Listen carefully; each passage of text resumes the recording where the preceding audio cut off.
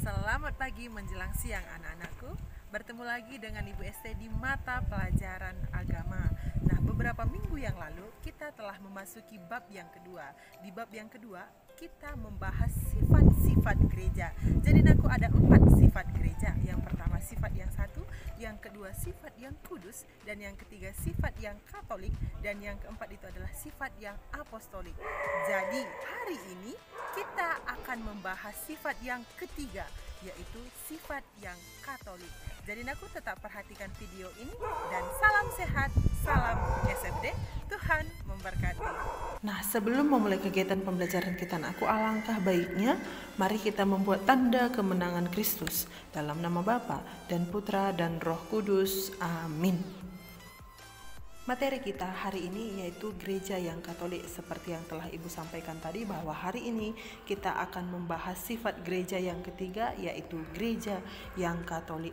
Adapun tujuan pembelajaran kita hari ini, yang pertama melalui pengalaman dan cerita kehidupan, anak didik kami dapat memahami makna dan kekatolikan gereja. Yang kedua, melalui menyimak ajaran gereja, anak didik kami dapat memahami makna kekatolikan gereja. Dan yang ketiga, melalui kegiatan refleksi, anak didik kami dapat menghayati makna kekatolikan gereja serta konsekuensinya dalam hidup sehari-hari. Karena di sekolah kita ini juga kita itu belajar nilai karakter ke-SFD-an. Karakter yang kita dalami pada pembelajaran kita hari ini yaitu bagian yang kedua, fraternitas. Karakter yang pertama, cinta kasih, dan indikator yang pertama, membangun cinta kasih untuk menopang persaudaraan. Ingat Katolik itu artinya adalah umum universal. Jadi kita harus terbuka satu dengan yang lain. Nah, kita lihat bila kita bertanya kepada umat awam Katolik, termasuk kaum muda ya, termasuk kamu juga, banyak yang belum memahami makna kekatolikan ini. Nah, ada yang mengatakan yang penting saya ini orang Katolik. Ingat jawaban seperti ini akan menjadi kendala ketika berhadapan dengan umat yang beragama lain dalam suatu forum dialog. Nah, kita lihat dulu arti kekatolikan ini. Nah, Katolik ini berasal dari bahasa Latin yaitu Catholicus yang berarti universal atau umum. Namun, yang sudah dipakai sejak awal abad ke-2 Masehi pada masa Santo Ignatius dari Antioquia yang menjadi uskup di situ. Nah, ciri Katolik ini mengandung arti gereja yang utuh, lengkap, tidak hanya setengah atau sebagian dalam menerapkan sistem yang berlaku dalam gereja. Bersifat universal itu artinya gereja Katolik itu mencakup semua orang yang telah dibaptis secara Katolik di seluruh dunia, di mana setiap orang menerima pengajaran iman dan moral serta berbagai tata liturgi yang sama dimanapun berada. Nah, kata universal juga sering dipakai untuk menegaskan tidak adanya sekta-sekta dalam gereja Katolik.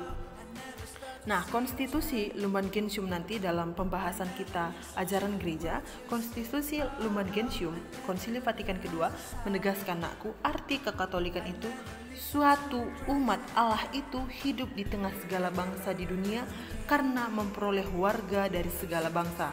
Nah, sekarang kita lihat bagaimana ajaran gereja tentang sifat gereja yang Katolik ini. Nah, katanya Katolik makna aslinya berarti universal atau umum. Arti universal dapat dilihat secara kuantitatif dan kualitatif.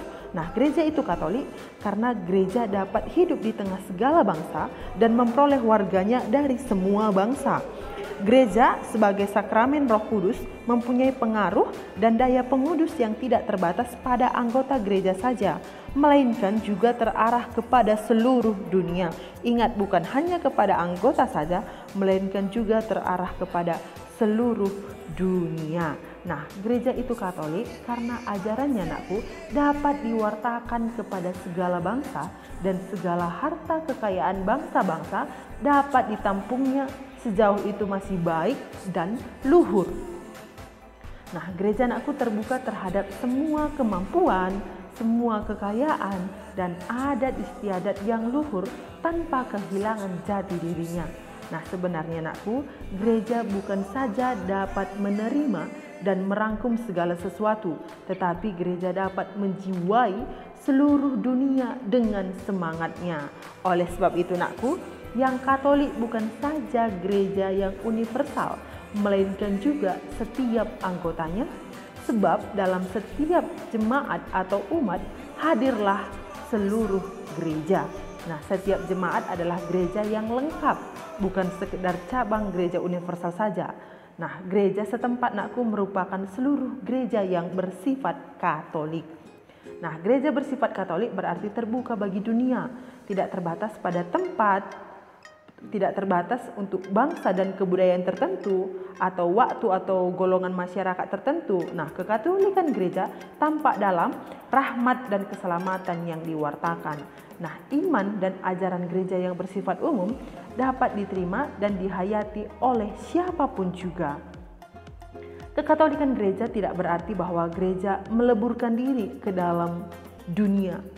Nah, dalam keterbukaan itu, gereja tetap mempertahankan identitas dirinya. Kekatolikan justru terbukti dengan kenyataan bahwa identitas gereja tidak tergantung pada bentuk lahiriah tertentu, melainkan merupakan suatu identitas yang dinamis, yang selalu dan di mana-mana dapat mempertahankan diri bagaimanapun juga bentuk pelaksanaannya. Nah, kekatolikan gereja bersumber dari firman Tuhan sendiri. Gereja itu bersifat dinamis, maka gereja dapat dikembangkan lebih nyata atau diwujudkan dengan cara bersikap terbuka dan menghormati kebudayaan, adat istiadat, nah bahkan agama bangsa manapun. Bekerja sama dengan pihak manapun yang berkehendak baik untuk mewujudkan nilai-nilai yang luhur di dunia ini. Berusaha untuk memperkerasai dan memperjuangkan suatu dunia yang lebih baik untuk umat manusia, terlibat dalam kehidupan bermasyarakat sehingga kita dapat memberi kesaksian bahwa Katolik artinya nakku terbuka untuk siapa saja yang baik dan siapa yang berkehendak baik.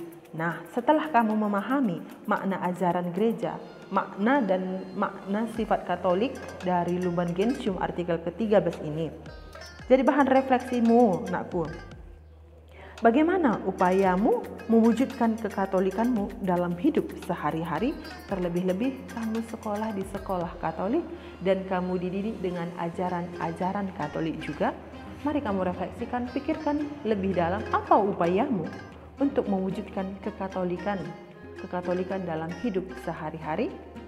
Nah, sampai di sini dulu pertemuan kita kali ini. Besar harapan ibu naku, tetap kamu ingat pesan Bapa kita Santo Fransiskus.